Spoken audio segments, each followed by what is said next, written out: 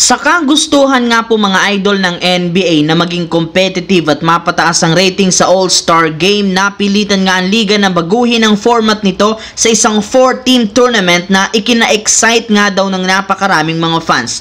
Marami nga ang umasa na magiging successful ang ginawang ito ni NBA Commissioner Adam Silver. Ngunit sa kasamaang palad, lahat ng kanilang ginawang effort na uwi sa wala matapos ilabas ang balita na bagsak nga po ang viewership ng 2025 NBA All-Star noong nagdaang araw. In fact, umabot lang naman sa 3.4 million ang average views nito, kung saan bagsak ito ng 13% kumpara sa ratings last year. At ang malala pa dyan, pumapangalawa ito sa pinakamababang viewership sa All-Star Game sa NBA history. Kaya mukhang kakailanganin na naman ni Adam Silver na ikonsidera ang paggawa muli ng bagong format. May ilang mga fans nga po ang nagsabi dito na kailangan nga daw ng liga na ibalik ang East versus West matchup at pilitin ang mga players na magseryoso para maging maganda ang kalalabasan ng susunod na All-Star Game. Samantala, dito naman, bukas na gaganapin ang isa sa mga pinakahinihintay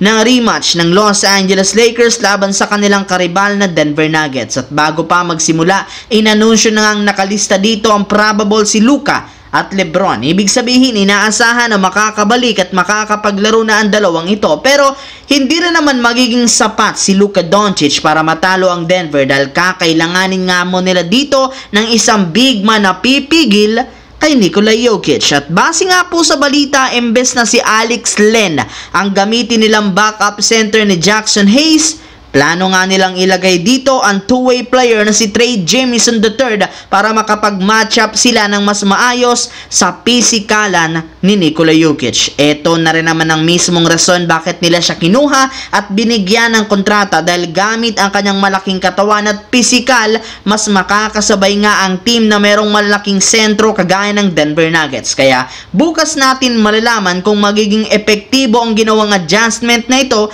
ni Coach JJ Redick sa Lakers. Sa kabilang banda, tagumpay na naipanalo ng Milwaukee Bucks ang kanilang game laban sa Washington Wizards 104-101 na pinangunahan ni Kyle Kuzma na nagtala ng 19 points, 8 rebounds, 5 assists, at sina Giannis Antetokounmpo at Brook Lopez na parehong nagtala ng 18 points. At dahil sa pagkapanalo, umabot na sa 3 games ang winning streak at umakyat na sa 31 wins, 24 losses ang kanilang record bilang top 5 sa East. Pero kahit man maganda ang kalagayan ngayon ng Milwaukee Bucks, hindi pa rin naman dito satisfy si Giannis Antetokounmpo. In fact, sa kanilang game nga po ngayong araw laban sa Wizards, hindi sila dito nakapagtala ni isa mang puntos sa huling 7 minuto. Mabuti na lang nagawa pa rin nilang manalo. Kaya mismong si Giannis na ang nagsabi na bagamat gusto pa rin niyang manatili sa team, mapipilitan pa rin siyang umalis dito kung sakali mang hindi sila magkaroon ng long-term success